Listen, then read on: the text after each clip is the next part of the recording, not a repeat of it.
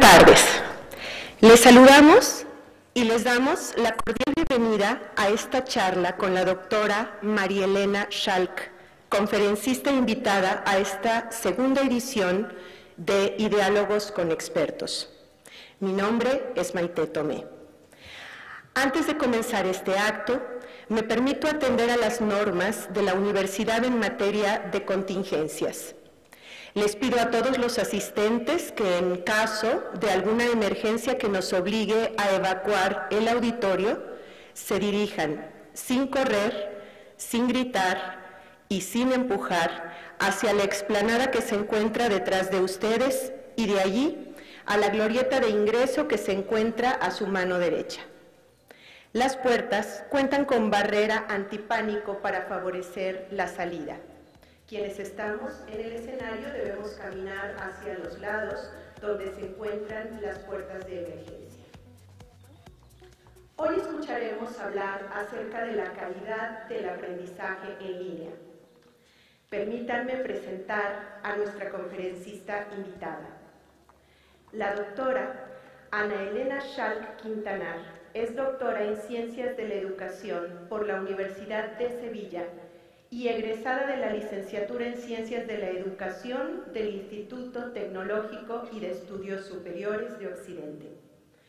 Forma parte de la Red Nacional de Calidad Educativa de la Fundación Chile desde el año 2003 y de la Red Nacional de Investigadores en Educación de Chile.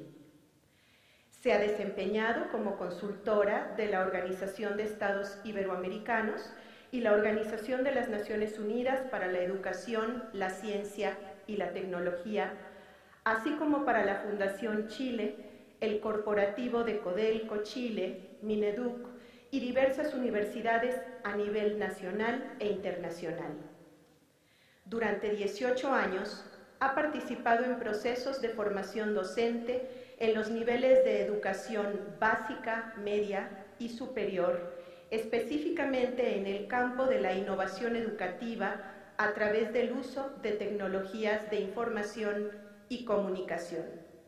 Actualmente es directora de Desarrollo y Emprendimiento en la Universidad del Pacífico en Chile, donde gestiona las áreas de Desarrollo y Tecnología, e-learning y emprendimiento. Ha realizado diversas publicaciones, entre las que se encuentran los distintos modelos de competencias y sus implicaciones en la formación de profesores, el análisis del discurso en los tutores de experiencias virtuales, análisis del discurso asíncrono en la calidad de los aprendizajes esperados, aprendizaje, innovación y emprendimiento, las anclas del desarrollo, estándares para la formación inicial docente y competencias para el desempeño profesional docente. Una vez que concluya la presentación de la doctora Schalk, se abrirá un espacio para preguntas. Estas podrán ser formuladas solicitando el micrófono a nuestras colaboradoras que se encuentran a los costados del auditorio.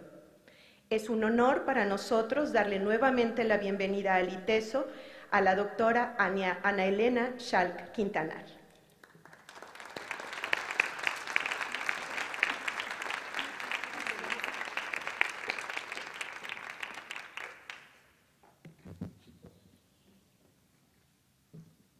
Muy buenas tardes a todos ustedes. Es un honor y también un agrado estar de nuevo en la casa original, en la casa madre. Yo fui formada aquí y parte de lo que ustedes van a ver y a compartir hoy conmigo tiene que ver con las bases fundamentales que yo recibí de educación en el ITESO. Y me siento muy orgullosa y cada vez que tengo oportunidad a nivel internacional de mencionarlo, yo coloco el nombre del ITESO, mi alma mater, en su lugar, en el origen de lo que yo he podido construir junto con la formación que después fui desarrollando en la Universidad de Sevilla, a quien no desconozco, pero que ya puso el segundo eslabón de la cadena. Y lo difícil, ¿verdad, maestro Luis González? Es poner el primero. Así que yo quiero pedirles un fuerte abrazo, un fuerte aplauso también para mi maestro Luis González, autor de esta carrera.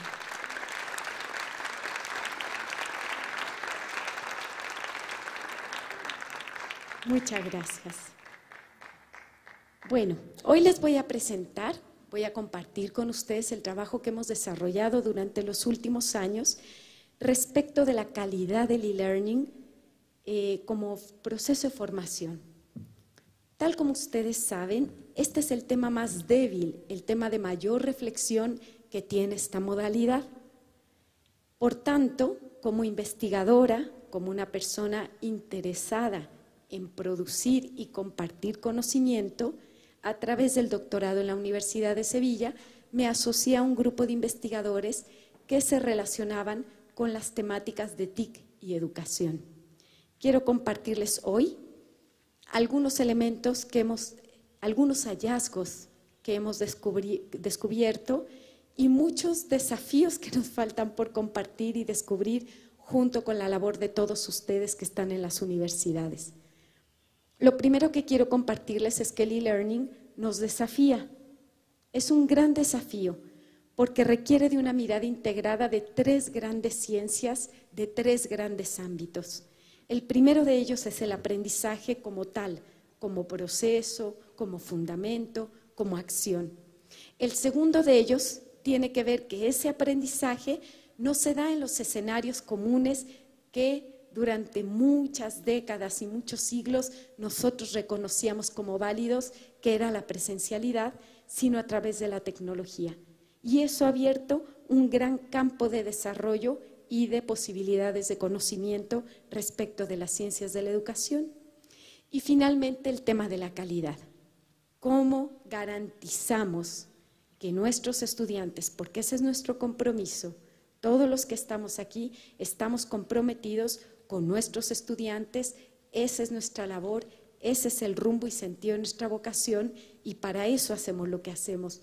Por tanto, ¿qué mecanismos nos permiten garantizar todos estos elementos integrados y en conjunto para trabajar una buena actividad de formación virtual? Yo les quiero compartir lo que vamos a ver ahora de manera muy breve.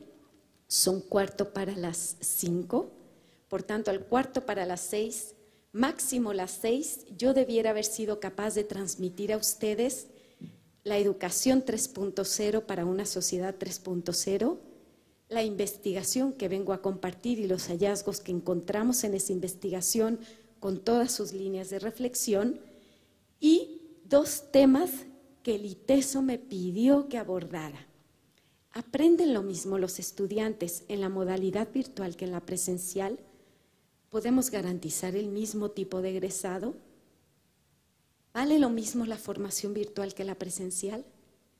Y algunas reflexiones finales.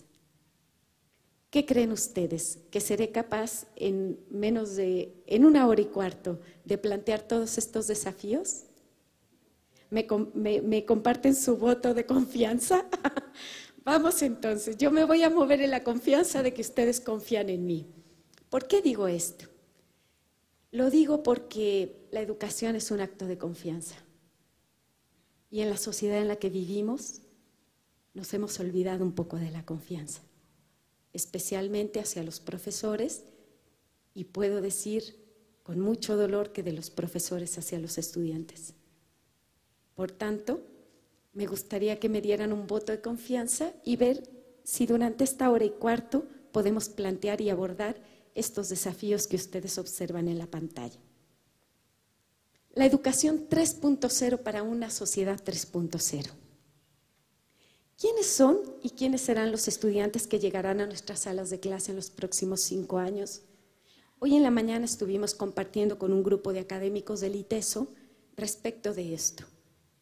¿Quién es ese nuevo aprendiz del milenio? ¿Con qué viene en la mochila que podemos extraer, hacer jugar, integrar y potenciar para que ese alumno se desarrolle? ¿Quiénes son estos nativos digitales? ¿Cómo se comportan? ¿Qué necesitan? ¿Qué desafíos tienen en la sociedad actual y futura? Y por otra parte, ¿qué podemos ofrecerles que responda a lo que ellos van a enfrentar? No es a lo que estamos enfrentando hoy en día. Eso ustedes y yo lo tenemos más o menos dominado.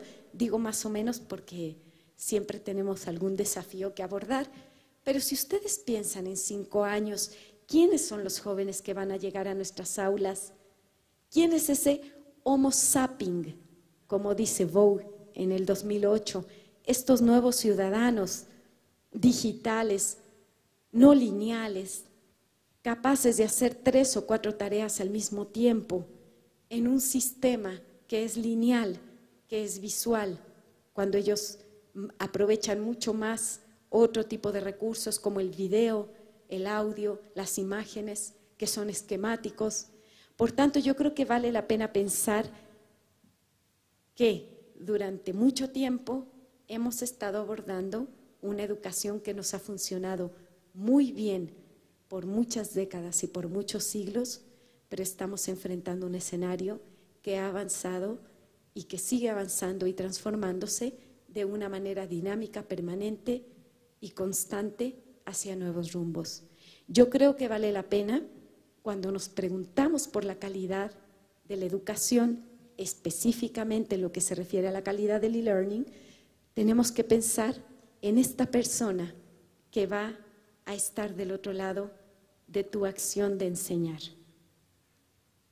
En el contexto actual y muy actual, esto que les estoy mostrando, el estudio de la OCDE, Future Work Skills 2020, este estudio va desarrollando todas las competencias que los prospectólogos piensan que los ciudadanos del mundo, por lo menos de Europa y América, van a requerir para poder adaptarse, desarrollarse y potenciarse en la sociedad de la década del 2020.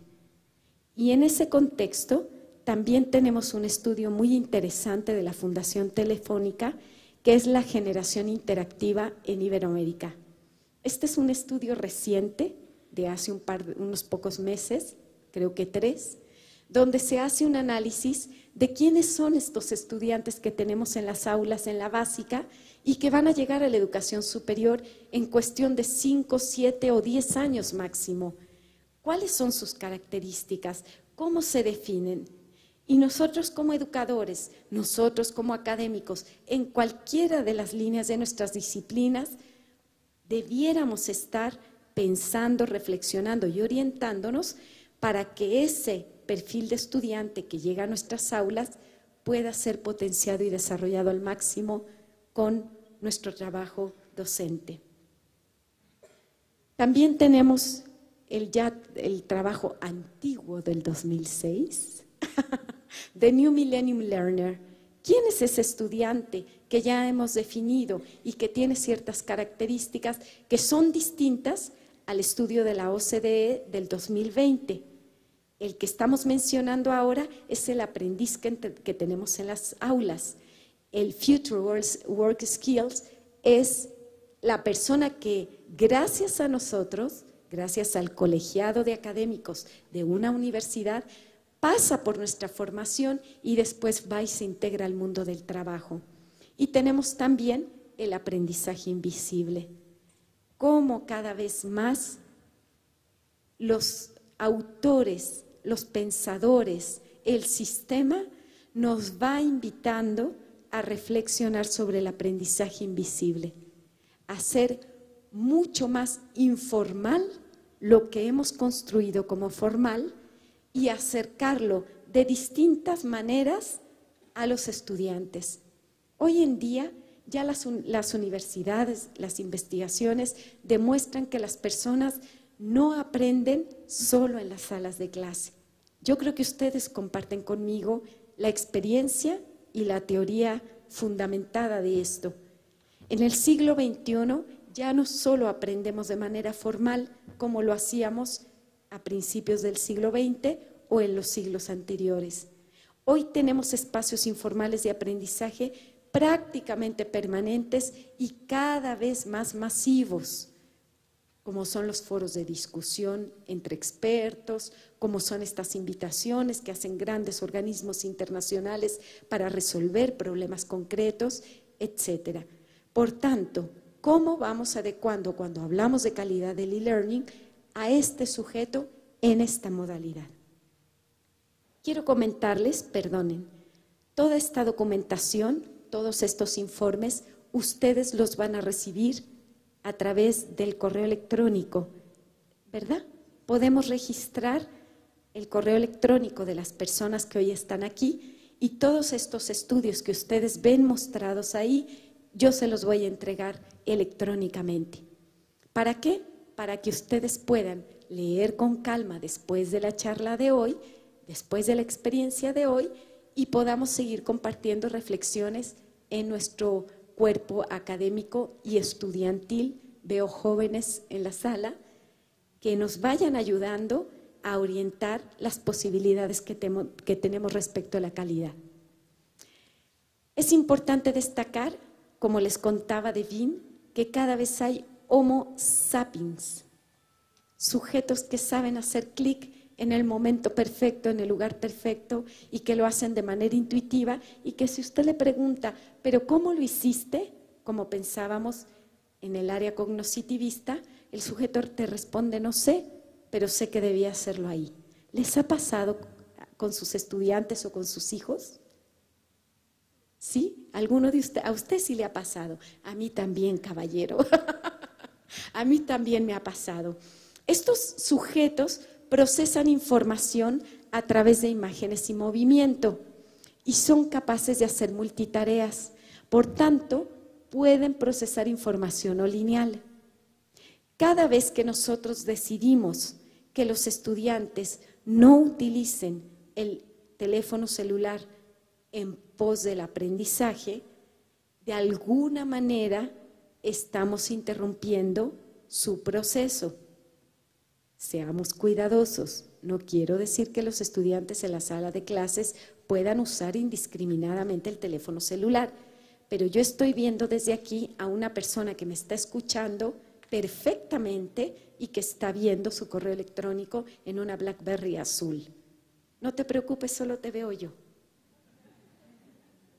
Eso es lo que está ocurriendo en nuestras salas y nosotros tenemos que potenciar, utilizar y proyectar eso que está pasando y no cortarlo de raíz y decir, no, aquí solo lo lineal y solo lo que yo te estoy enseñando, porque tenemos otra clase de personas en las aulas. Ellos van a tener que saber interrelacionarse con máquinas y con sistemas inteligentes. Queridos colegas, queridos estudiantes del ITESO, eso ni ustedes ni yo lo hemos experimentado y ellos lo van a experimentar próximamente de una forma más rápida de un abrir y cerrar de ojos. Por tanto, nosotros estamos desafiados a producir experiencias significativas y relevantes para estos nuevos seres que vienen a integrarse a un mundo donde nosotros, como educadores, hacemos falta, pero no hacemos falta para enseñarles qué aprender. Hacemos falta para enseñarles cómo aprender y cómo seguir aprendiendo y qué es valioso aprender y qué situaciones no son valiosas de ser aprendidas. Y ahí no hay ninguna computadora, ningún sistema inteligente que lo pueda hacer más que nosotros como profesores. Así que vamos a seguir vigentes, pero vamos a tener que rescatar estos escenarios y prospectarlos en dinámicas, metodologías y formas de evaluación adecuadas a estos sujetos.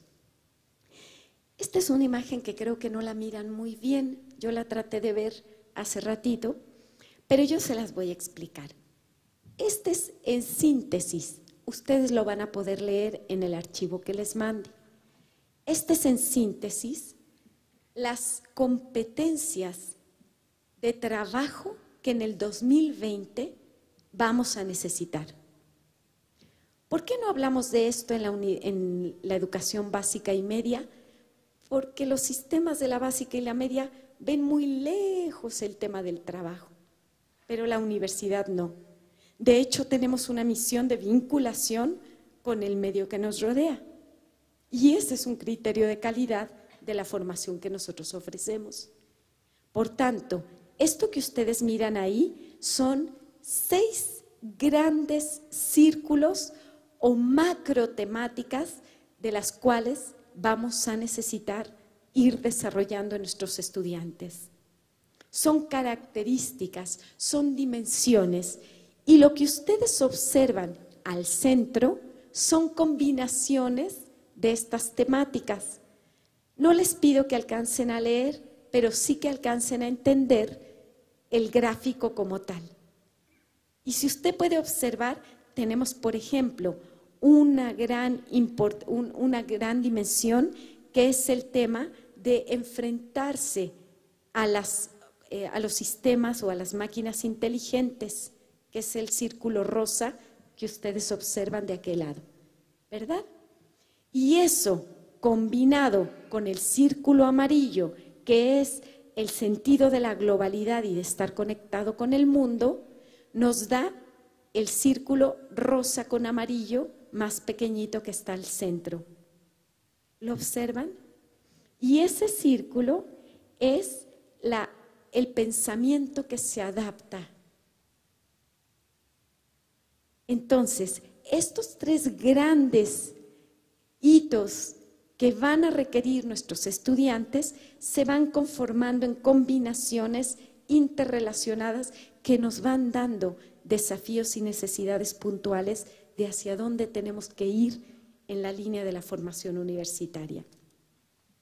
Quiero contarles que en el año 2010 tuve la oportunidad al levantar la relatoría de la UNESCO en América Latina, donde se reunieron más de 20 países de la región para compartir la siguiente pregunta.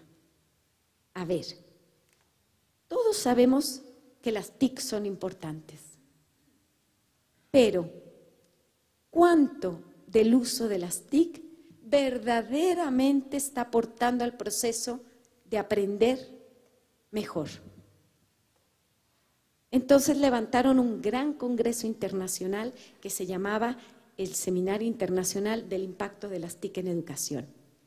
También les voy a entregar este informe y además está abierto virtualmente. Lo que pasa es que yo se los voy a entregar para hacerles fácil la tarea de leer. Los profesores hoy necesitamos hacer eso, entregar facilidad de conocimiento a los estudiantes para que puedan construir sus realidades. ¿Qué creen que encontramos después de 5 días de jornadas intensas, expertos, representantes de todos los países de América Latina? ¿Qué creen que encontraron? ¿A alguien se le ocurre? ¿Cuál es el impacto de las TIC en educación? ¿A nadie se le ocurre? ¿O les da vergüenza hablar? ¿Les da vergüenza? A mí no me da vergüenza, yo les voy a contar. El resultado es que no sabemos contestar a nuestra pregunta que nos desafía. No sabemos cuánto de las TIC impactan en los procesos de enseñanza-aprendizaje. Y usted puede decir, ¿y tanto para eso? Y yo le digo, querido académico, querido estudiante, querido profesor, hoy y futuro mañana, eso es un gran aporte. ¿Saben por qué? Porque nos invita a reflexionar si estamos buscando la pregunta correcta con el paradigma correcto.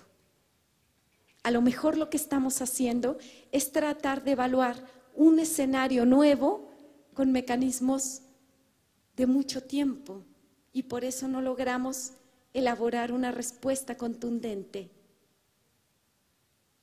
Por tanto, es muy importante que ustedes, a través de estas lecturas, a través del proyecto que van a dinamizar con lo que hicimos hoy en la mañana en esta universidad, podamos ser parte de este movimiento más dinámico de cambio. ¿Por qué les digo más dinámico? ¿Por qué no les digo de cambio? Porque ya cambiamos. Ya las TIC están en la universidad, ya sabemos de Moodle, ya hemos tenido experiencias con la plataforma, pero necesitamos dinamizarlo un poco más rápido, porque la sociedad 3.0 fuera ya está instalada y la educación de nosotros todavía está transitando del 1 al 3, casi sin pasar por el 2. Ese es nuestro desafío.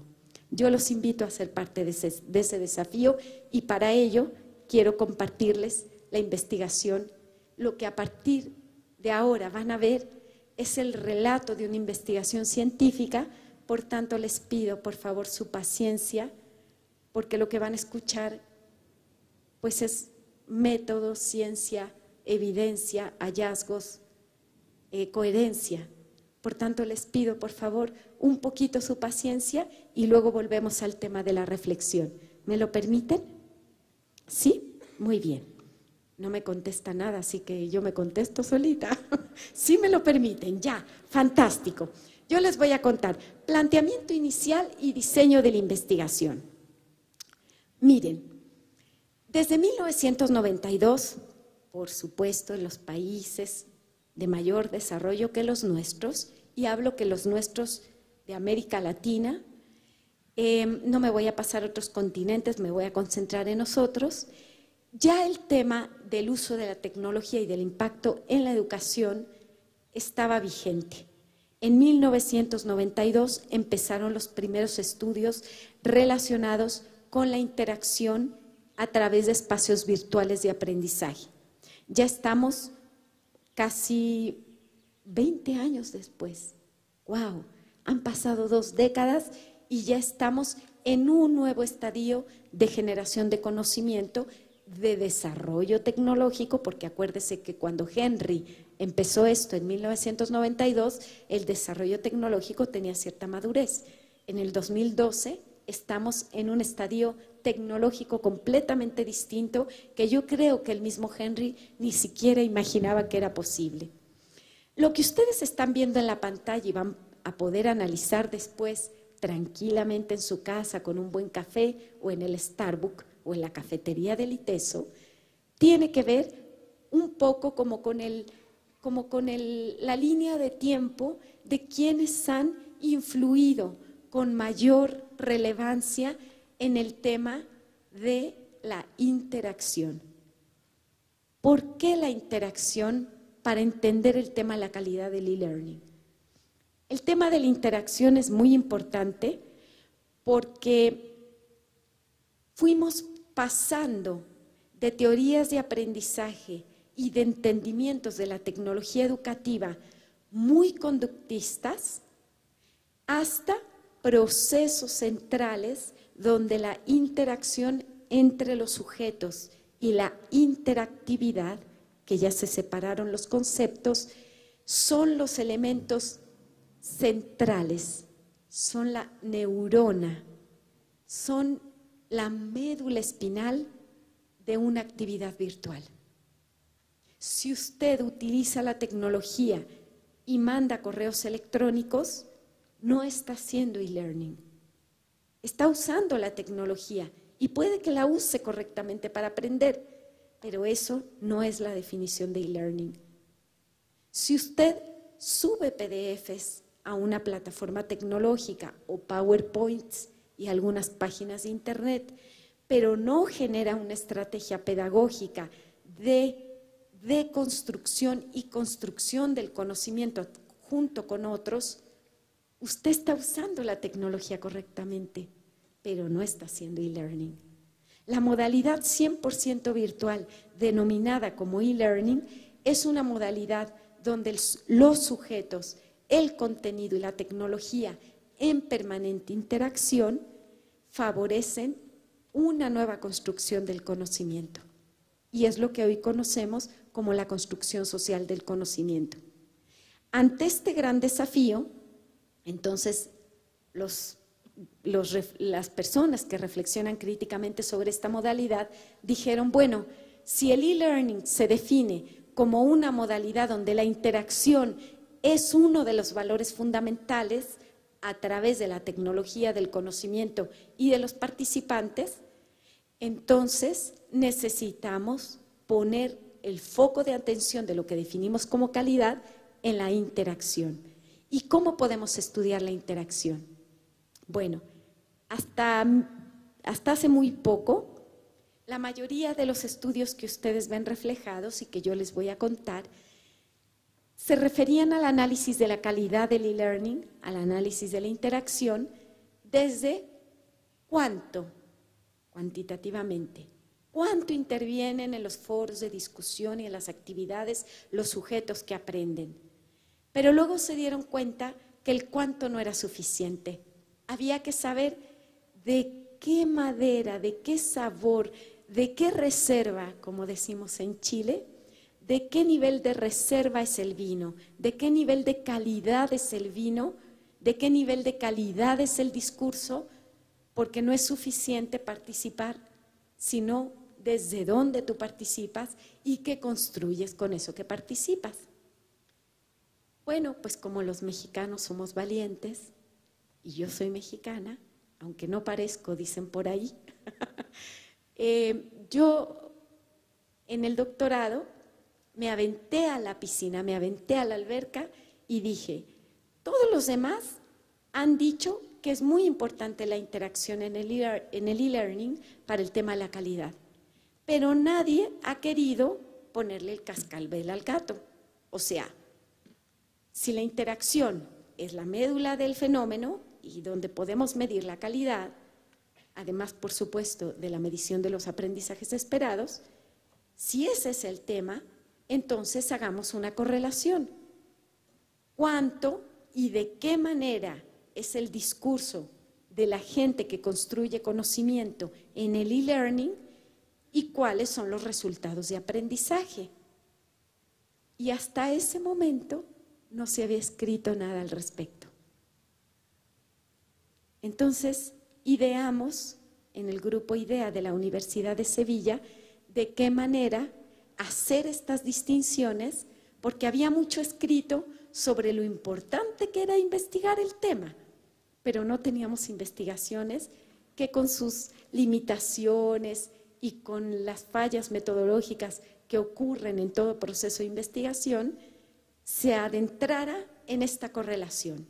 Lo que ustedes están viendo ahí entonces es, en el marco más grande, el contexto, la educación del siglo XXI. ¿La alcanzan a ver? ¿Sí se ve?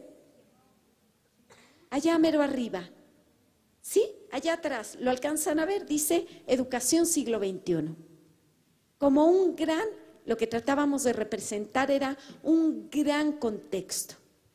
Dentro de ese contexto, los tres grandes temas que nos importaban: la educación en el siglo XXI, la tecnología en el siglo XXI y el e-learning como parte de esta integración de espacios y dimensiones o áreas de las que yo les he mencionado.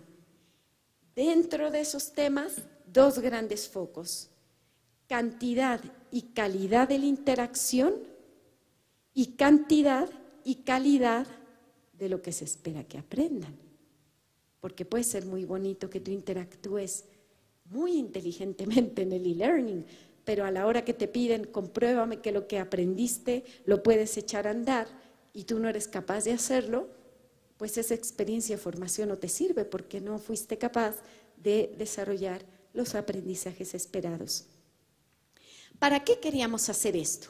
La relevancia de esta investigación. Hicimos un análisis de prospectivamente, les estoy hablando que esto fue entre el 2005 y el 2009, prospectivamente, ¿cuáles eran las cualidades de un buen diseño en e-learning para responder a la calidad del aprendizaje? ¿Cuál era el impacto en la tutoría? Entendiendo como tutoría toda acción de acompañamiento del profesor, del experto en contenido o del tutor, que son tres grandes personas que participan en la ejecución de una actividad virtual. A veces están juntos y a veces por modelo institucional está alguno de ellos. También el impacto de la actividad en la formación del alumno, tanto individual como colectiva. Y finalmente, en la evaluación, nuestros mecanismos de evaluación. Cuando nosotros nos preguntamos, ¿este era el ideal? ¿Este es el real? ¿Los estoy comparando consistentemente, hay coherencia y congruencia entre esto y esto que me permite armar una red de conocimiento para tomar decisiones. Esos eran los impactos o la importancia que creíamos que podía tener hacer esta investigación. ¿Qué preguntas nos hicimos? ¿Existe una relación entre la cantidad y calidad de las participaciones e interacciones que ocurren en el e-learning y la calidad de los aprendizajes? Y si existiera esa relación, ¿cómo ocurre? ¿Cómo lo hicimos? Miren, ¿ustedes alcanzan a ver bien ese gráfico? No, yo se los voy a explicar. Miren, tenemos en la flecha anaranjada un perfil de ingreso. Otra vez, ¿por qué consideramos el perfil de ingreso como relevante para medir la calidad de una experiencia de aprendizaje virtual?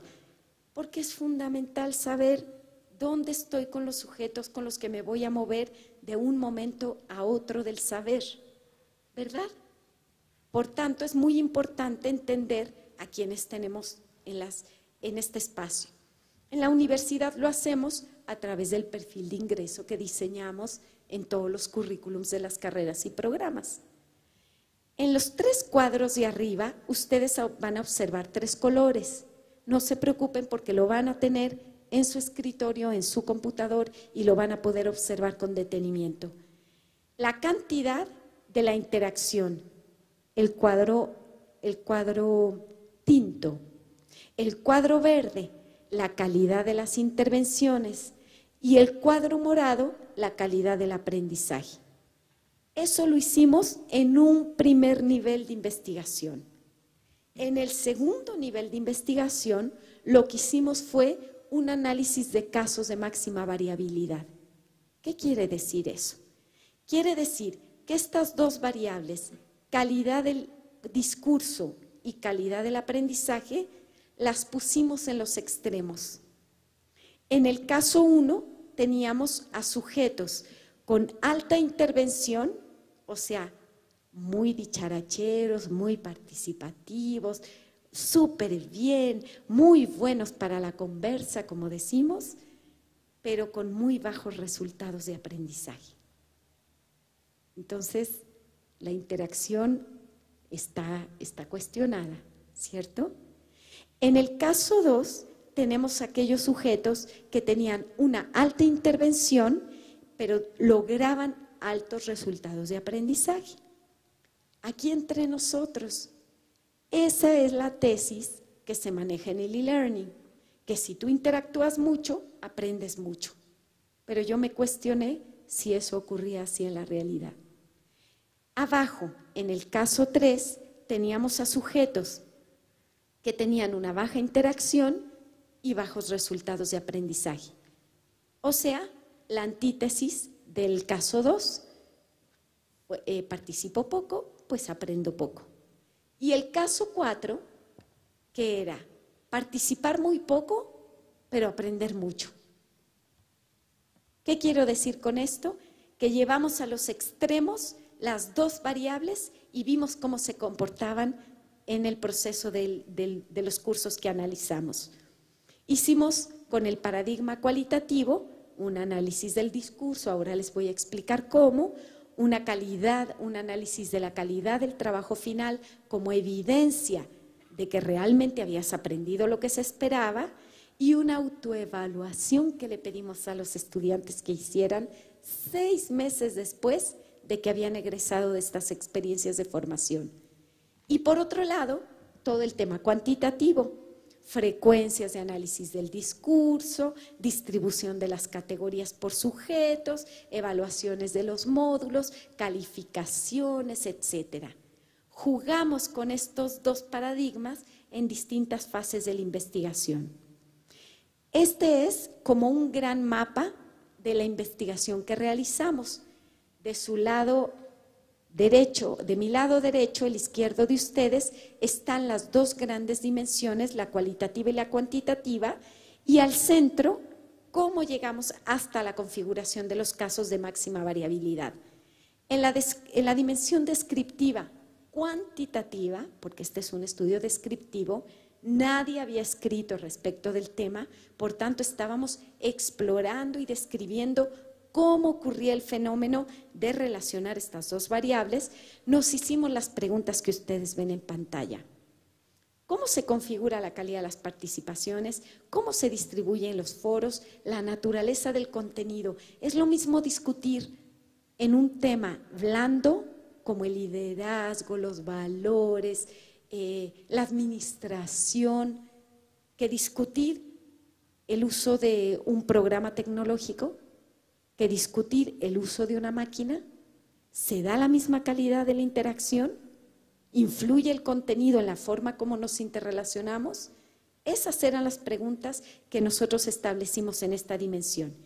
Y en la dimensión cualitativa, nosotros nos preguntábamos por el cómo se daba, qué se decía, no cuánto, qué se decía en estos discursos. Este es un esquema que nos vamos a ir moviendo a lo largo de la presentación, y en la fase inicial, en el cuadro más grande superior, tenemos 4 grandes cuadros con preguntas que fuimos abordando en el estudio, y en el cuadro inferior tenemos los resultados de los 4 casos de máxima variabilidad.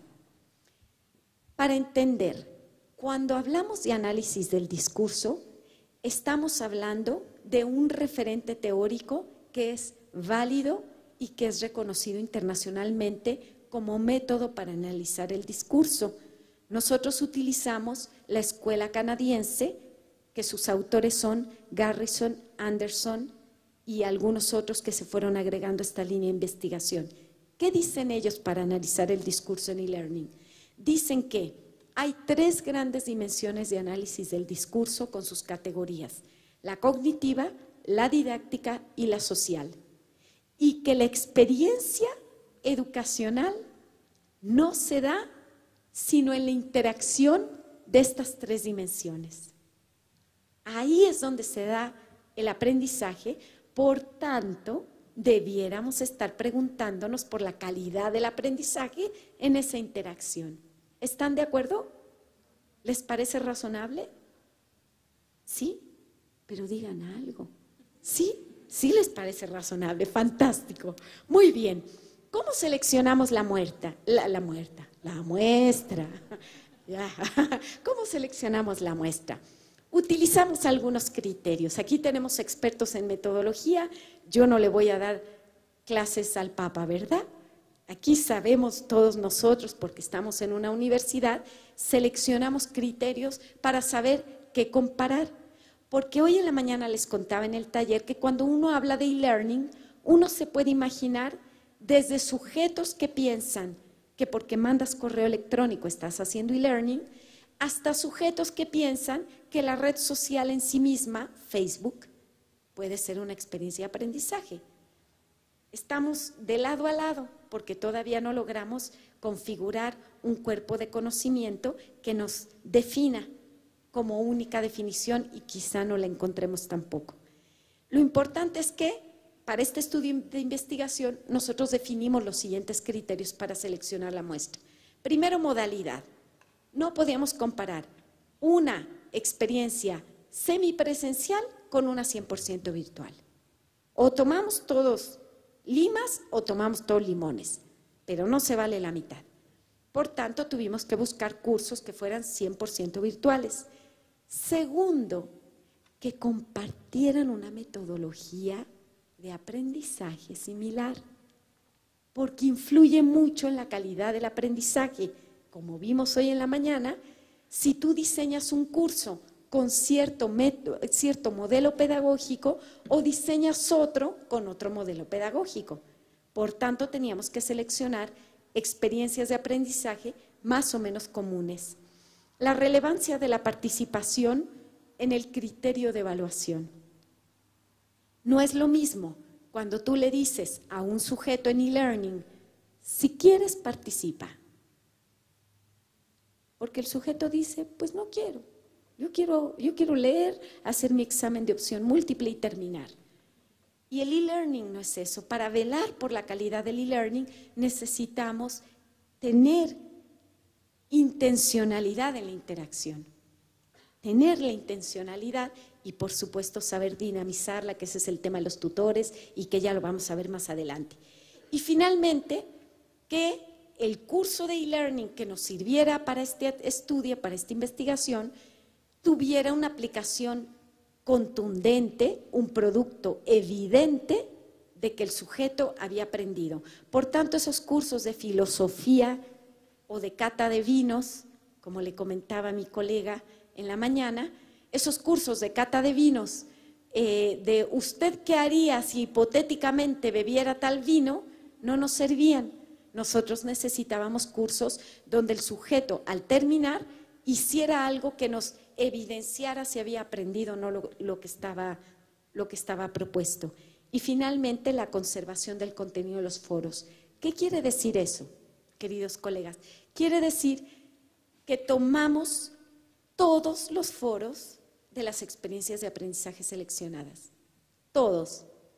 No hicimos ni población sondeo, ni azar, ni muestra aleatoria, no hicimos nada de eso, porque como era un estudio inicial que abría el camino para las próximas investigaciones, había que darse la tarea de describir el cuadro de Van Gogh completo y no solamente el cuadrito que representaba el sistema completo del cuadro. ¿Se acuerdan del impresionismo? ¿Sí se acuerdan? Que en cada cuadrito del gran cuadro se veía reflejado el esquema de la pintura. Más o menos sobre ese fundamento se maneja el muestreo en investigación en educación. Y yo no quise hacer eso. Yo quise darme la tarea de investigar el fenómeno completo con todas sus causas. Esos fueron entonces los cursos que pudimos seleccionar para esta investigación, que nos dieran elementos suficientes para concluir lo que vamos a concluir, sin que las limitaciones o las preguntas fueran sobre el método, sino sobre el conocimiento posterior.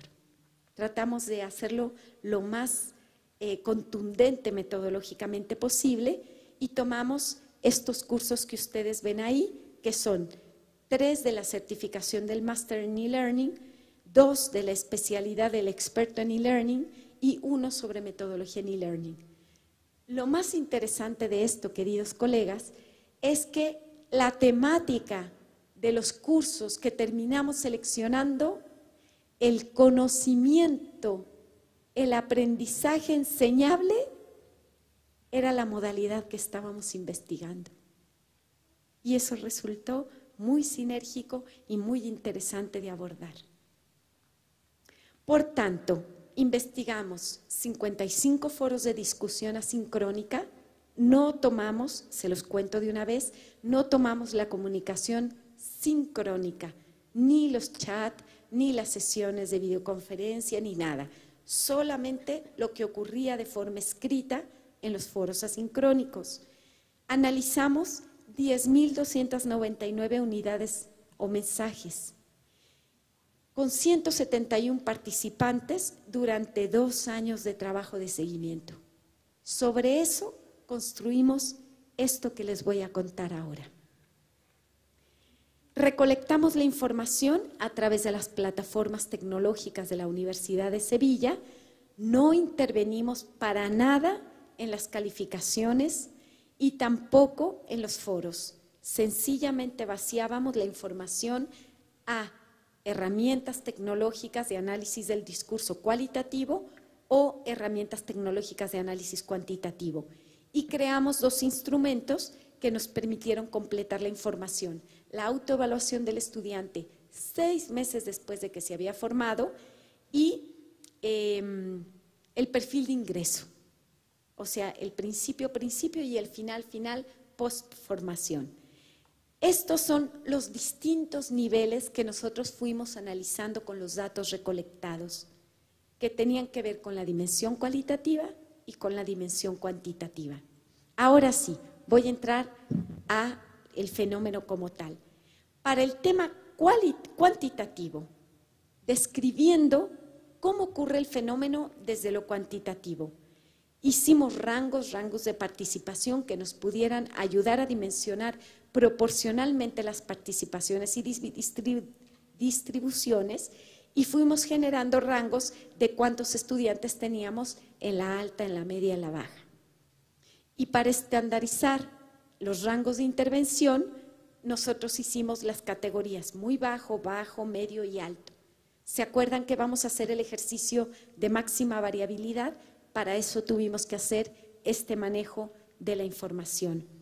También le pedimos el análisis del discurso, lo hicimos 2 investigadores, pero como usted está involucrado en el tema, por supuesto que usted quiere ver lo que a usted le gusta.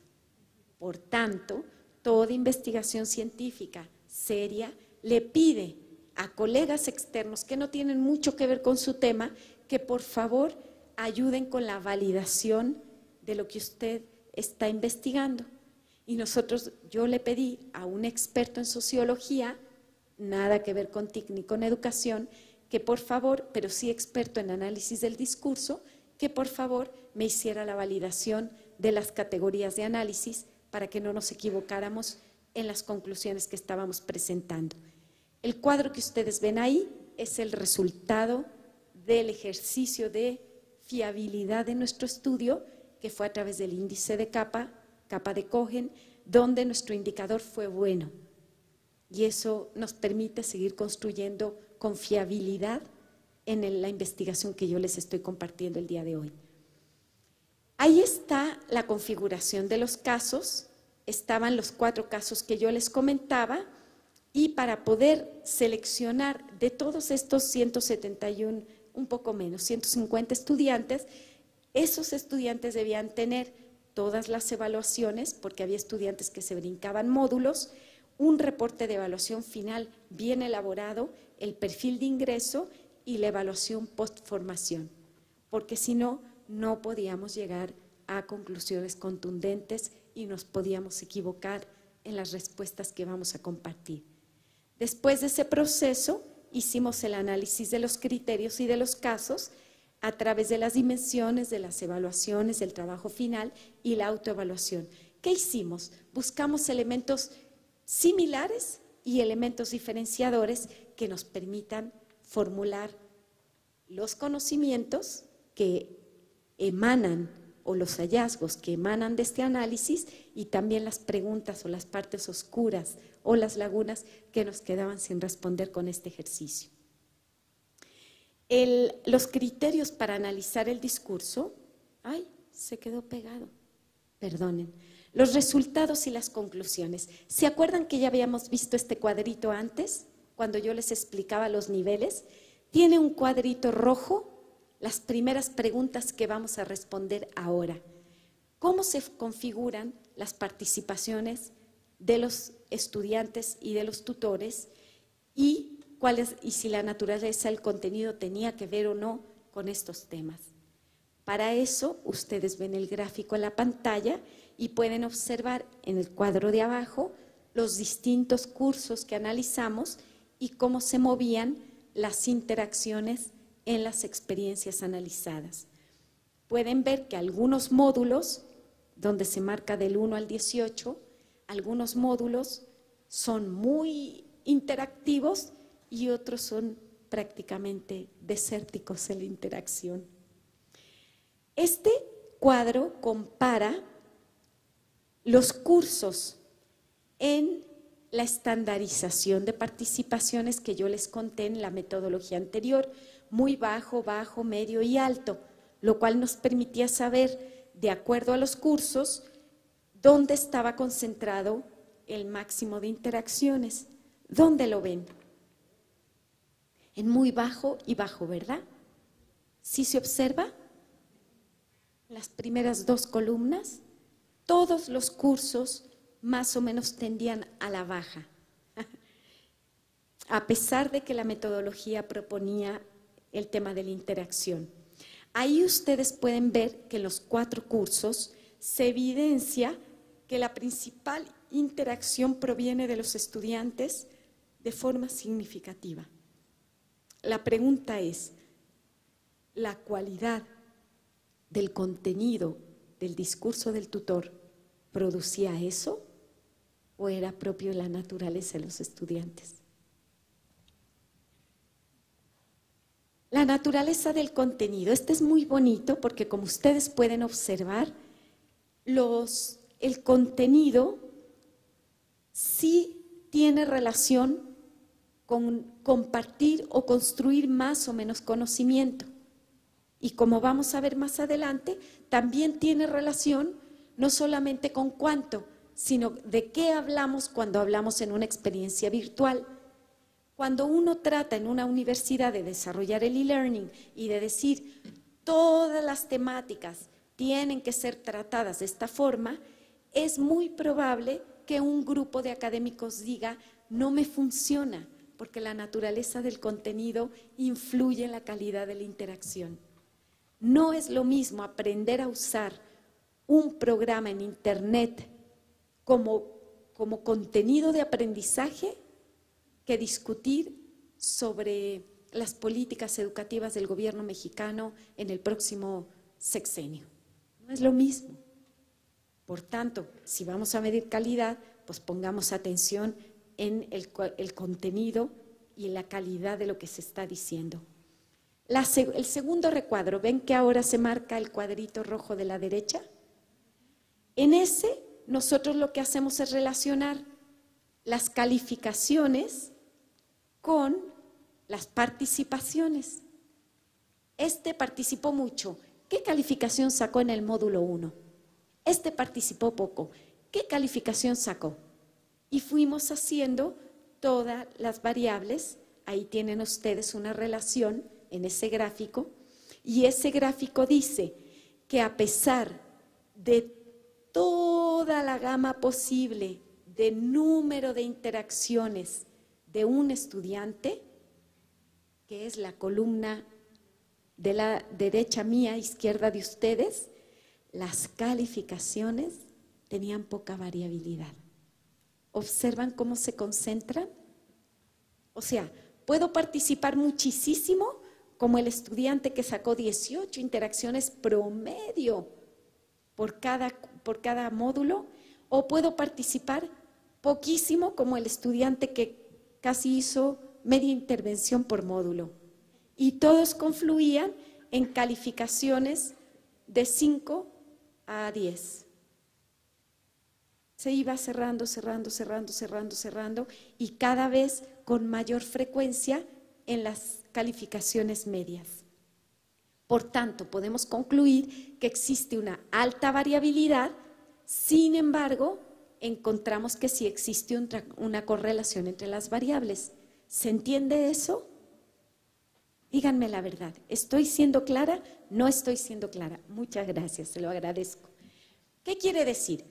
Quiere decir que si bien participar mucho y aprender mucho en e-learning sí tienen que ver, no es contundente. Si yo parara la investigación en este momento, yo cometería un error metodológico, porque el nivel de variabilidad de la interacción es tan grande que no me permite concluir. Sé que la relación es positiva entre las variables, pero no me permite saber cuánto, porque la alta variabilidad me impide llegar a una conclusión contundente.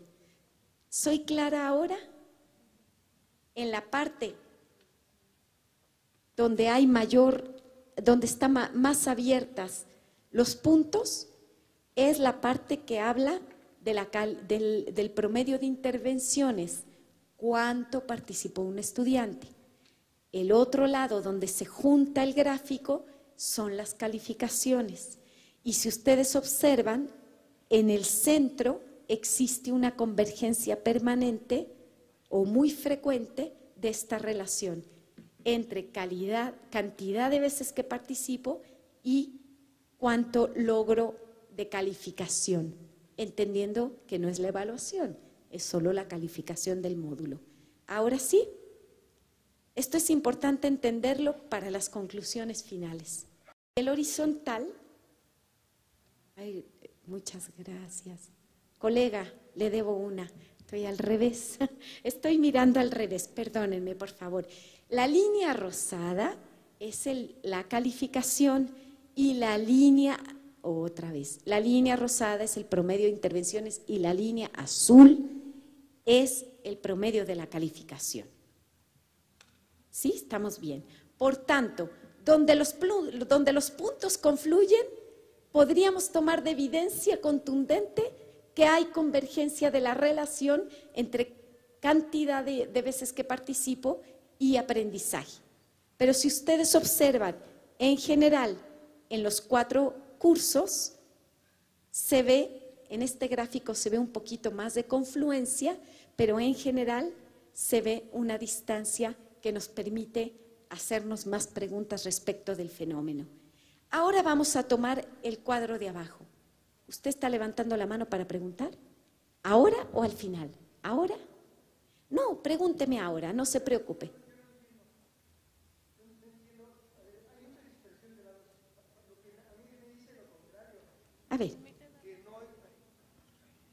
A ver, perdón. Es que escucho las dos cosas. Del lado izquierdo son en esa. No. Sí. La otra ni entiendo. Esta, sí. esta, ya. Si en esa, yo lo que estoy leyendo es que no importa si participo mucho o poco, al final la diferencia en calificación es poca. Eso entendí que lo dijo a un principio. A ver, otra vez. No importa si participo mucho o poco. Al final, como que la diferencia en calificaciones es poca.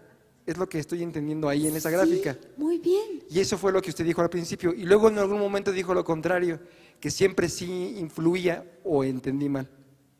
A lo mejor no fui muy clara. A ver, otra vez.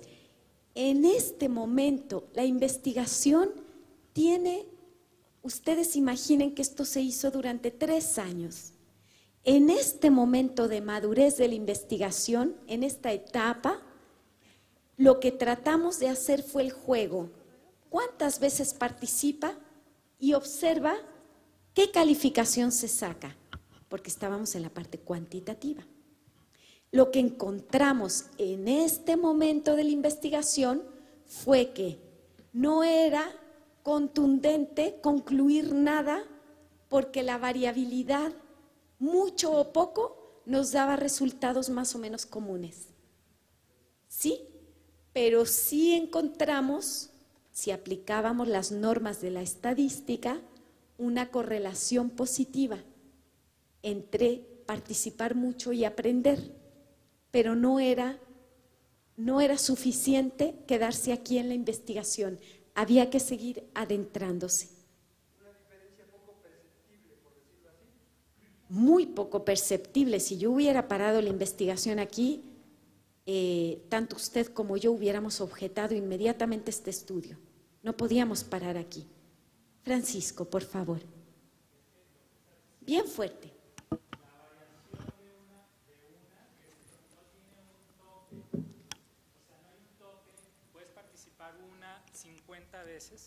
Puedes participar 50 veces, no hay un tope, pero la escala de la calificación es solo de 5 a 10. Es lo que estás diciendo, dado que los rangos ya de por sí son diferentes, teniendo una tanta variabilidad y la otra estando tan limitada, pues no puedes afirmar nada contundente. Lo único que puedes decir es que parece ser que si hay una relación positiva, pero las mediciones, al ser de rangos diferentes, no te permite concluir nada como lo estás planteando. Nos permite concluir que hay una correlación positiva entre variables, pero no nos permite llegar a ninguna conclusión mayor. Sí, además que el criterio con el que se ponen calificaciones tampoco te permite saber si es cierto que aprende más o aprende menos. O sea, sabes cuánta calificación le puso el profesor. De eso no se sigue que aprendió más o aprendió menos. ¿Estamos de acuerdo, no? Sí. Entonces ya terminamos la conferencia porque ya Francisco nos hizo el favor de llegar al final. Gracias, maestro. No lo pude haber dicho mejor. Muchas gracias. No. Quédese ahí y síganos ayudando. Exactamente. Eso era lo que quería comunicarles. Lo que pasa es que uno va viendo las etapas del proceso. Ahora nos vamos a concentrar en una siguiente etapa, porque usted puede estarse preguntando, ¿para qué hizo eso? Si Francisco lo dijo tan claro. Lo hice porque en ese momento no era claro, ni siquiera sabíamos en el mundo de la investigación si podíamos contundentemente decir que la correlación era positiva. Todavía había dudas. Aquí supimos que era positiva, pero no podíamos llegar a ninguna otra conclusión. Por tanto, había que seguir con la siguiente fase de investigación. Y esa fase tiene que ver con los dos siguientes cuadros que están en el marco rojo, que tiene que ver, bueno, ¿y de qué se habla? Estamos hablando de cuánto se habla, pero ¿de qué se habla? Y cómo, con este sistema de análisis del discurso, podemos ver si se da esta interacción de las dimensiones social, cognitiva y didáctica para que se diera el aprendizaje. Estamos en el primer recuadro superior, luego vamos a hablar de los casos y se me está acabando el tiempo. Aquí no me voy a detener, solamente quiero que vean de qué se hablaba en los cursos. ¿Cuáles eran las grandes temáticas, las grandes categorías que nos permitían analizar lo que se discutía en estos cursos?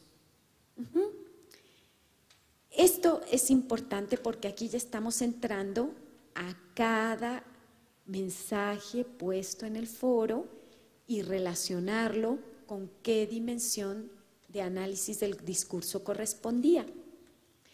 Tenemos las tres dimensiones, ustedes observan un gráfico para la dimensión social, para la dimensión cognitiva y la didáctica. Les pido que más que el gráfico, observen los valores. Solo de observar los valores en todos los cursos, podíamos mirar que la dimensión social en el discurso, en lo que se dice, tiene un peso mucho mayor que la dimensión didáctica y la dimensión cognitiva. Es decir, todavía estamos en un estadio en el e-learning donde generar un ambiente propicio para que el alumno se sienta confortable en esta modalidad es una prioridad, cuando nuestro objetivo es que el alumno aprenda lo que tiene que aprender. Pero como estamos incursionando y aprendiendo, todavía se nos concentran miles de interacciones, llegan a 1400 casi, en la intervención social. ¡Ay, qué bonito! ¡Uy, nosotros somos un grupo! Sí, sí se puede. Vamos a interactuar conjuntamente, más que generemos conocimiento, sinteticemos lo que estamos discutiendo, apliquemos el conocimiento que estamos aprendiendo. Creo que esto es para compartir. Y ahí está, por dimensión, todos los cursos, y ahí claramente ustedes pueden observar que tanto la social como la didáctica tienen un gran peso y que la dimensión cognitiva, que en realidad es la que nos importa, porque es la que está orientada para el aprendizaje, es significativamente menor.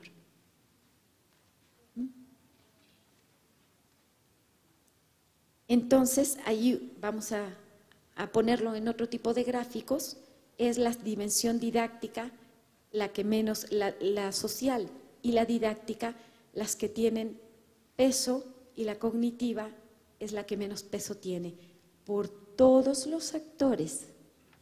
Ojo, tutores, profesores expertos y participantes estudiantes. Por tanto, ahí tenemos harto trabajo que hacer. Bueno, ahí para contextualizar la última parte del estudio, que son los casos de máxima variabilidad, donde generamos esos casos y vemos cómo los estudiantes, estos son distintos gráficos que usted va a poder ver con calma en el texto, lo que vamos haciendo es viendo los criterios de comparación que yo les mostré en las láminas de metodología, viendo cómo se comportaban en estos 4 casos de máxima variabilidad. Y entonces hicimos un cruce de cómo estas variables que yo les conté ocurrían en quienes menos participaban y menos aprendían, en quienes más participaban y más aprendían. Y después, en los casos contrarios. Nuestras conclusiones son, nuestras conclusiones. Este eje que yo les marco en rojo muestra lo que la teoría del e-learning ha enunciado en los últimos 20 años. Usted participa mucho, usted participa con calidad, usted aprende mucho. Usted participa poco, con baja calidad, entonces usted aprende poco. En este caso, el cuadrante superior, alta participación y bajo aprendizaje, se explicaba porque cuando entramos al análisis del discurso, vemos que estos sujetos de máxima variabilidad lo que hacían es decir, qué interesante, yo estoy de acuerdo con lo que mi colega acaba de decir. Qué bien, yo me sumo a lo que mi colega acaba de decir, pero no generaba nada. Por tanto, no era de sorprenderse que cuando uno iba a las evaluaciones y al trabajo final, pues tampoco estos sujetos habían logrado demostrar que habían aprendido. Por tanto, queridos colegas, esos estudiantes y profesores que estudian en e-learning y dicen, ay, al cabo a mí nomás me cuentan que entre al foro, ojo porque ya no estamos mirando eso, ya estamos mirando qué estamos diciendo en la interacción. Lo que abre un mundo de investigación no resuelta, de preguntas no resueltas, que se intensifican con este aprendiz del nuevo milenio, con estas competencias que requieren al 2020 nuestros estudiantes, fue el caso 4. Ese caso nos rompió los esquemas. ¿Cómo es que si decimos que el e-learning, su calidad tiene que ver con que interactúes, estos sujetos que no entraban nunca a los foros, a pesar de que le decías, qué importante es que tú colabores, ellos no entraban a los foros, no entraron, sacaron el máximo de resultados y demostraron que eran capaces de hacer lo que se les pedía. Este caso 4 es el que nos invita a hacernos una cantidad de preguntas. Primero, preguntarnos sobre los principios que habíamos enunciado, que eran como la gran verdad del e-learning. Y segundo, preguntarnos, ¿y cómo ocurre eso? ¿Cómo ocurre lo que ocurre? 1.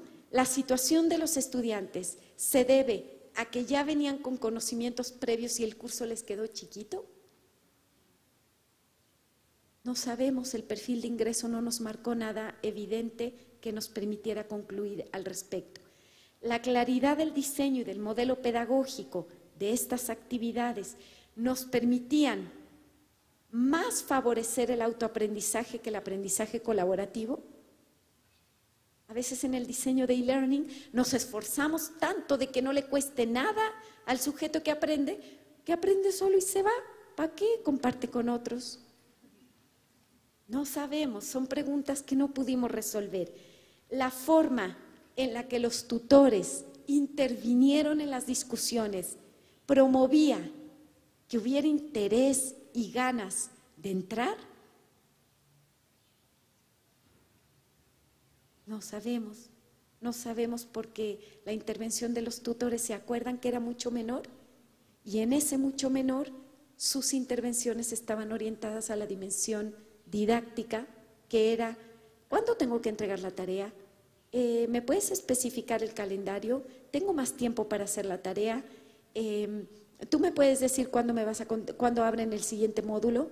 Que tenía que ver con preguntas y respuestas de la administración del curso, no del aprendizaje. O del tema social. Somos un grupo, hagamos un buen ambiente de discusión, pero generamos el ambiente, pero no el ingreso ni la construcción social del conocimiento. Por tanto, tenemos mucho trabajo que hacer en esta línea. En la actualidad, quiero compartirles, estamos continuando con esta línea de investigación en la Universidad de Sevilla y nos vamos a presentar al Congreso AERA, que es un congreso internacional de enseñanza donde se discuten estos temas, para, con estos hallazgos y otros que hemos desarrollado, ver qué tenemos que hacer con los tutores para que inclinen más su discurso a la dimensión cognitiva sin descuidar la dimensión social y didáctica, pero que se inclinen más a favorecer intencionadamente la construcción colaborativa del conocimiento, porque si no, estamos separándonos o distanciándonos de los principios del e-learning. Y finalmente, el diseño y la evaluación de las experiencias. Estamos considerando que ahora vienen estos chicos homo sapiens, que hacen clic todo el tiempo, que andan con sus móviles, que andan con sus teléfonos, sus iPads y todos estos dispositivos, y que tienen otros requerimientos que no son los que estaban contemplados en estos cursos. ¿Cómo vamos a integrar estas estrategias para estos nuevos alumnos? ¿Cómo van a influir el tema de la aplicación de las redes sociales en el aprendizaje de las personas? Yo les voy a confesar algo. Esta pregunta no salió en esta investigación. Esta pregunta la elaboramos en el 2007, cuando ya habíamos terminado la fase de análisis, porque apareció Facebook. Entonces nos preguntamos, y con todo esto que se abre, ¿qué va a pasar con la interacción en el e-learning? Y estamos levantando una investigación relacionada, hoy en la mañana les contaba, no con el uso de Facebook, sino una red social muy similar a Facebook, pero cerrada y orientada al aprendizaje. Y reflexionamos con los académicos de esta universidad las cosas que están pasando en esa línea. Finalmente, en 5 minutos, ¿aprenden lo mismo los estudiantes en la modalidad virtual que en la presencial? ¿Podemos garantizar el mismo tipo de egreso? Con las investigaciones que hemos leído, y las que hemos hecho y las que nos faltan por hacer, a mí esta pregunta me quitó el sueño. Cuando el maestro Basdrech me escribió y me dijo, Ana Elena, con todo gusto, venga a su alma mater, pero contéstenos la pregunta de si aprenden lo mismo y si podemos garantizar el mismo tipo de egresado. He investigado y he reflexionado desde la experiencia de lo que sabemos y de lo que está por venir como prospección, no como conocimiento explícito, y voy a ser muy aventurada en plantearles una posible respuesta. Yo creo que no. Yo creo que no. ¿Y por qué digo que no? No canten victoria a los presenciales, ¿eh? No se crean. ¿Por qué digo que no? Digo que no porque yo creo que la modalidad presencial, como ya hemos visto en evidencia, en estudios y la propia experiencia, la presencialidad no implica aprendizaje, implica que tu cuerpo está ahí. Ahora ya con los teléfonos móviles y todos estos dispositivos no sabemos si la mente está ahí, pero antes los que no teníamos dispositivos andábamos pensando en cualquier cosa ahí en clase. Yo lo que creo es que las modalidades nos van a permitir aprender cosas distintas, pero no contenidos distintos. Puedo aprender el mismo contenido en las dos modalidades, pero lo que subyace, lo que me permite llegar a ese contenido en lo presencial y en lo virtual, puede que sea muy distinto. Puede que yo aprenda más, estoy tirando líneas como el pescador, puede que yo aprenda más a trabajar en equipo en la virtualidad que en la presencialidad. Si somos honestos, cuando uno le pide a los estudiantes trabajar en equipo, se dividen las tareas, se juntan 5 minutos antes, arman el tema y te lo presentan. Eso no es trabajo en equipo. Y a lo mejor en la virtualidad tenemos oportunidad de desarrollar otras competencias distintas. Se objetó, ya no ahora porque ya está demostrado, pero se objetó que el estudiante participaba menos en la modalidad virtual que en la presencial. Y ya está demostrado que el alumno participa hasta 4 veces más en la virtualidad que en la presencialidad. Pero eso no es suficiente. Hay que ver qué dice y para qué lo dice y qué construye con eso. Y todavía nos falta mucha investigación para ello. Pero si usted me pregunta, ¿aprenden lo mismo? Yo le voy a pedir, y esa es una tarea para el maestro Basdrech y el Departamento de Educación y Valores de la universidad. ¿Qué queremos decir que se aprenden? ¿Aprenden qué? ¿Aprenden la asignatura? ¿Aprenden el qué del programa? Yo le puedo decir, sí podemos aprender lo mismo. Pero si usted me hace una definición mayor de aprendizaje, donde el contenido es uno de los elementos que favorecen un modelo o un alcance mayor de lo que se lleva el alumno para la casa y para la vida, yo le digo, creo que hay diferencias. Y creo que esas diferencias van a ser mayores en la medida en la que los nativos digitales estén en las aulas y nosotros conservemos un esquema presencial, lineal, vertical, intramuros y no hacia afuera. Por tanto, creo que estamos desafiados en eso. ¿Podemos garantizar el mismo tipo de egresado? Pues depende. Claro, si usted me dice, garantízame que el arquitecto o que el ingeniero sabe calcular correctamente, podemos encontrar los mecanismos para garantizar lo mismo. Pero si usted me dice de otras habilidades y competencias que se dan y que pueden no ser abordadas en la presencialidad y favorecidas en la virtualidad o viceversa, pues depende de qué es lo que nosotros estemos intencionando como ese perfil de egreso. Y finalmente, vale lo mismo la formación virtual que la presencial, que es consecuencia de la pregunta anterior, ¿verdad? El vale lo mismo tiene que ver con la valoración social, tiene que ver con lo que otros reconocen como válido, como valioso de un tema.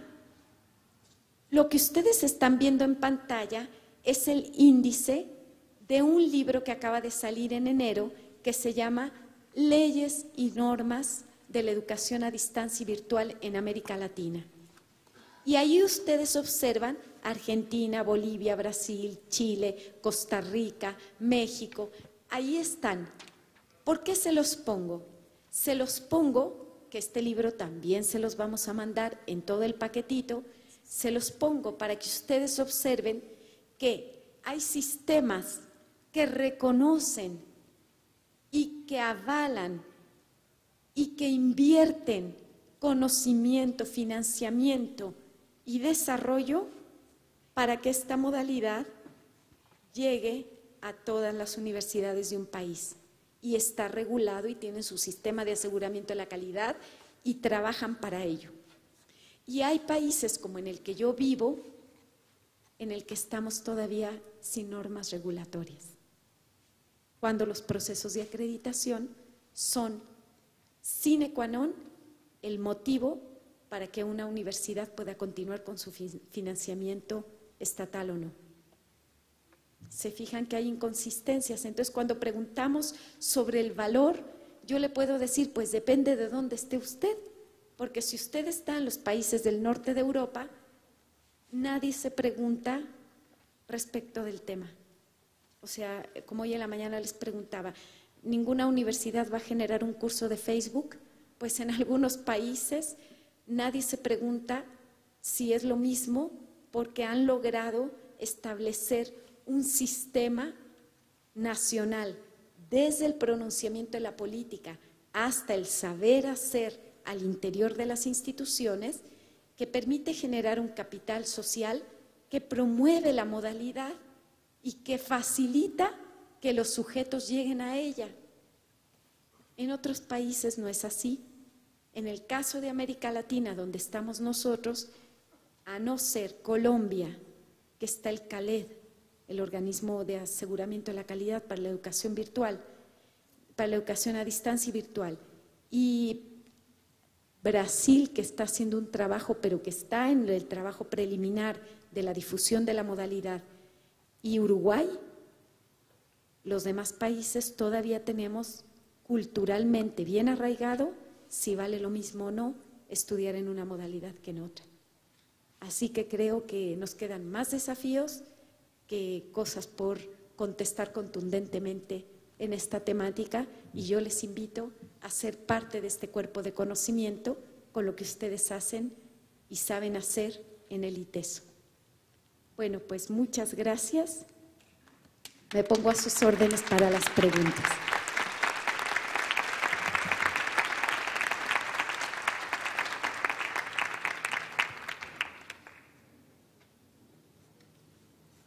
Muchas gracias, Ana Elena.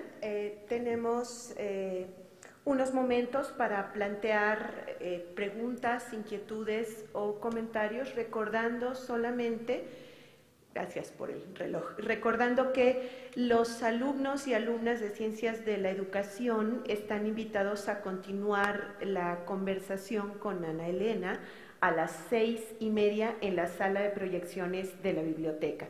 Entonces, tendremos que dar un momentito para que se puedan trasladar y para que Ana Elena descanse unos minutos.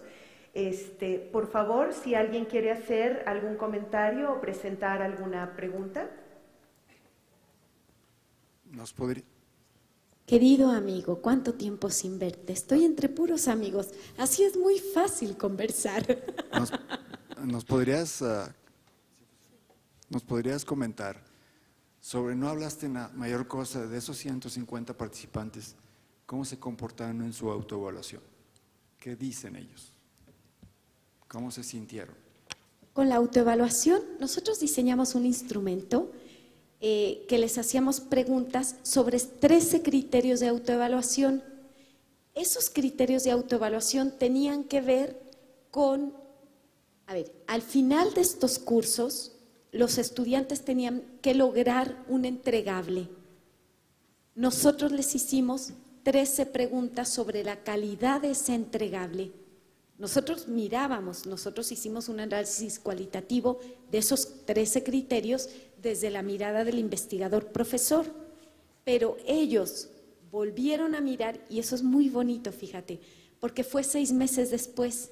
No fue inmediatamente de que aprendiste y que estabas agobiado con la entrega final, fue cuando tú ya te habías despegado emocionalmente del curso y le pedimos que contestaran.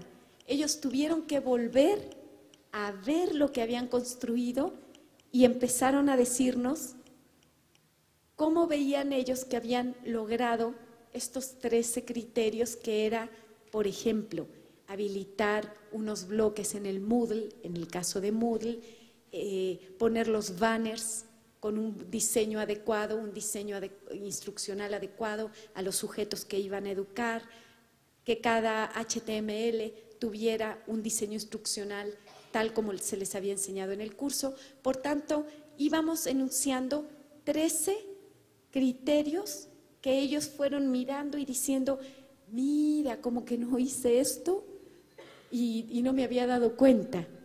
Y la gente que se dio cuenta en la autoevaluación nos dijo, no me había dado cuenta de esto. Pero en general las autoevaluaciones fueron cualitativas y fueron bastante apegadas, a no ser de 2 casos, de verdad fueron bastante apegadas a lo que como observadores veíamos del producto entregable. ¿Contesto tu pregunta? No, me refiero yo a, ¿y qué con su aplicación del curso que tomaron con esta modalidad? El conocimiento no tiene sentido si no lo aplican. ¿Ustedes pudieron medir ese resultado? Ay, qué fuerte pregunta. No llegamos a eso, pero sí te puedo contar que el producto entregable de este curso era levantar un curso en e-learning. ¿Se acuerdan que las temáticas eran de e-learning? Bueno, pues para el experto, el estudiante debía levantar un curso de e-learning con las características y criterios de calidad que les fueron enseñados a lo largo del curso. Pero no hemos hecho, los muchachos se llevaron sus cursos a sus países, a sus plataformas, y lo único que nosotros pedimos fue la reflexión del estudiante. Fíjate que es muy interesante ver si alguien continúa con esta línea de investigación, qué resultados tienen esos cursos, y no lo había pensado. Me lo voy a llevar de tarea. Muchas gracias. Veo que hay un micrófono aquí adelante. Bien. Después de la experiencia de la mañana y al escucharte ahorita, me quedo con la pregunta de si lo que ustedes encontraron da cuenta de lo que está pasando en esta transición, de que seguimos haciendo cosas parecidas a lo que hacemos en la presencialidad y que por eso se intensifica mucho las interacciones que privilegian lo social sobre lo cognitivo, que probablemente cuando podamos encontrar una lógica diferente de interacción, podríamos pues encontrar otro tipo también de, pues valga la redundancia, de interacciones que privilegien lo cognitivo y que a lo mejor la manera de hacer visible lo cognitivo en lo virtual sea diferente de hacerlo visible en lo presencial, ¿no? Es decir, yo creo que lo que tú nos estás platicando vuelve evidente lo que comentabas en algún momento, es decir, tenemos que aprender muchas cosas que no sabemos sobre las interacciones virtuales y por eso se privilegia tanto lo social, ¿no? Y me genera la pregunta de, entonces, ¿qué tendríamos que mirar ya en alguien que ya puede hacer cosas con una lógica diferente en lo virtual para poder reconocer cuándo está privilegiando lo cognitivo, que a lo mejor tiene lecturas diferentes porque son, pues sí, son espacios diferentes de interacción? No sé si fui claro, ¿sí? Súper claro. Mira, lo que te estoy mostrando en la pantalla es la evolución de este tema desde el 92 hasta el 2005, que fue como el último ejercicio de análisis del cual estamos hablando. Costó todo ese tiempo llegar a validar una base teórica de análisis del discurso válida en la comunidad internacional. Yo creo que todavía nos falta indagar demasiado sobre esta temática. Ustedes imaginen que este estudio es el primero en español. Es el primero. En español no hay nada sobre este tema, todo está en inglés, porque es el norte y Europa y Asia-Pacífico los que están interesados en esta temática y están en otras líneas. Por tanto, creo que nos falta investigación que nos permita reelaborar estos modelos que nos han entregado. Y sí creo que debiéramos también hacerlo un poco más ágil, porque si esperamos 12 años para cambiar el modelo de análisis, pues vamos a perder mucha riqueza del proceso de la modalidad virtual. Así que los invito a los investigadores, si hay aquí investigadores, pues a tratar de aportar, porque nos falta saber demasiado sobre esta temática.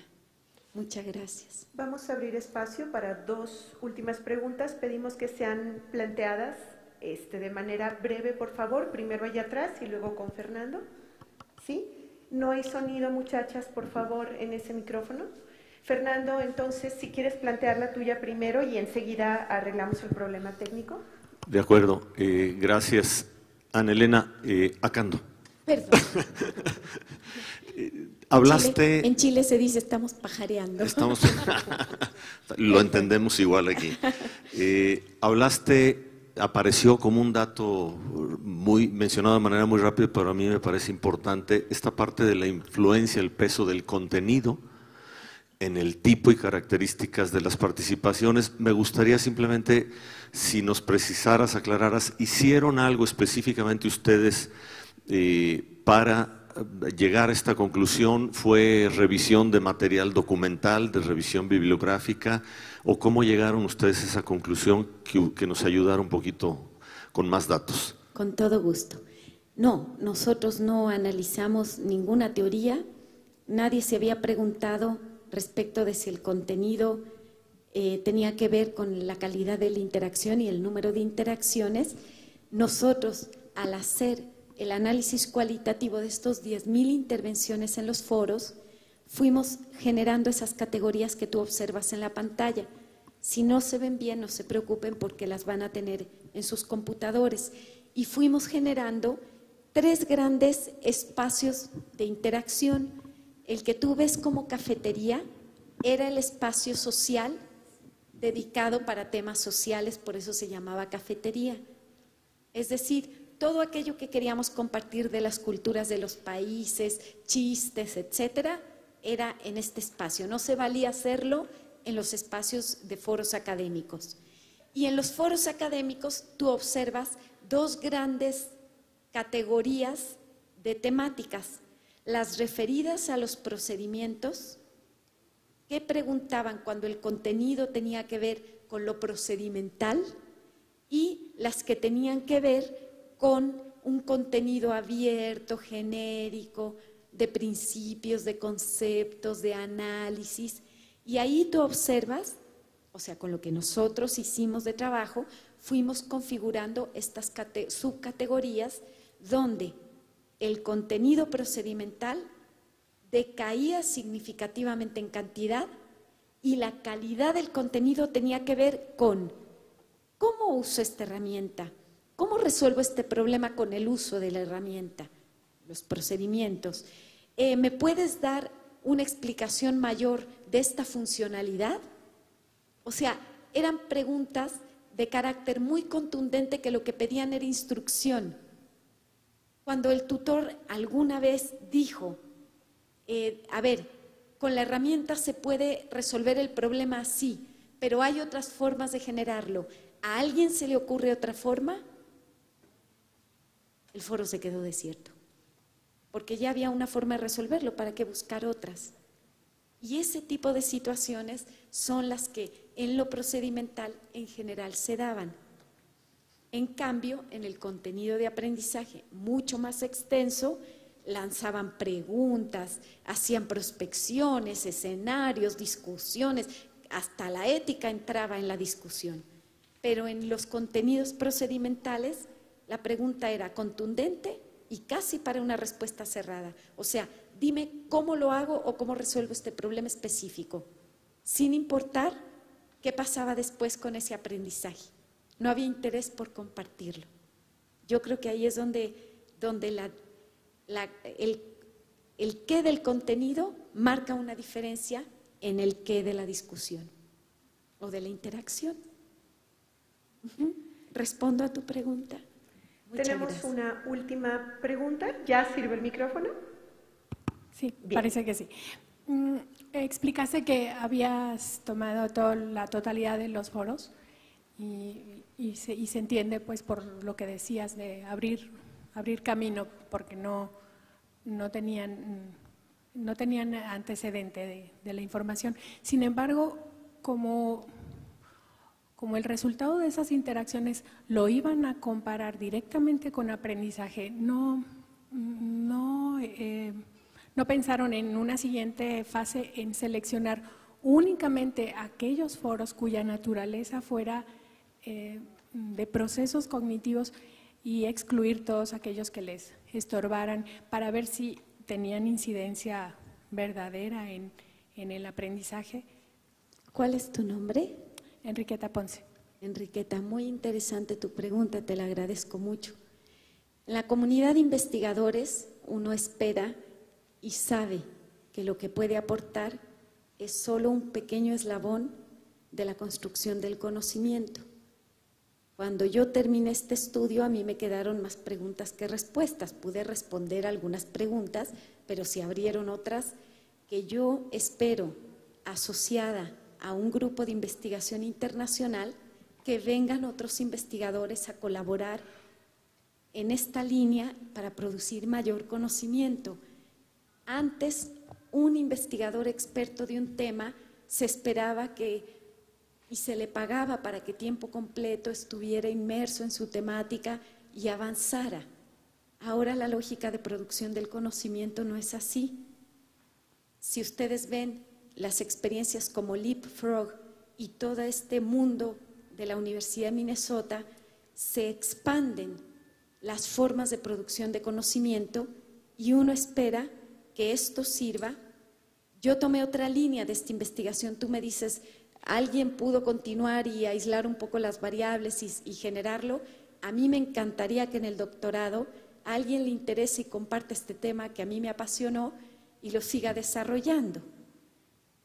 Yo me preocupé más por el tema de los tutores y estoy desarrollando ahora investigación de análisis del discurso de los tutores para ver qué necesitan ser formados para hacer más, para orientar más las dinámicas y construir comunidades de aprendizaje en los foros, que veo que todavía no se logra, al menos en estas experiencias. Pero esa es la evolución de lo que a mí me gustaría seguir indagando. Enriqueta, si a ti te interesa el tema o conoces de alguien que le interesa, por favor tomen esta tesis, reármenla y reconstruyan para seguir avanzando y compartiendo conocimiento, porque nos falta mucho por escribir. Cuantos más pensemos juntos, va a ser mejor. Muchas gracias, Enriqueta. Bien. Ana Elena, a esta invitación del equipo de Educación y Tecnología que se te hizo a través de Miguel, según entiendo, nos sumamos el Departamento de Educación y Valores y la Coordinación de Desarrollo Educativo. Y nos da mucho gusto haberlo hecho. Qué bueno que has pasado este día con nosotros. Muchas gracias. Qué bueno que has compartido este trabajo tuyo con nosotros en este breve lapso. Gracias por la disposición para compartir tus materiales y tus referentes. Qué bueno tenerte en el ITESO un ratito. Gracias, Ana Elena, muchas gracias por todo. Vamos a hacerte entrega de un reconocimiento. Muchas gracias.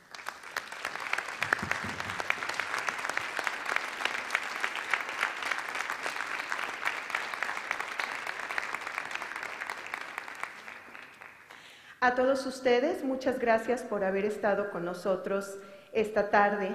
Que tengan un buen día. Hasta luego.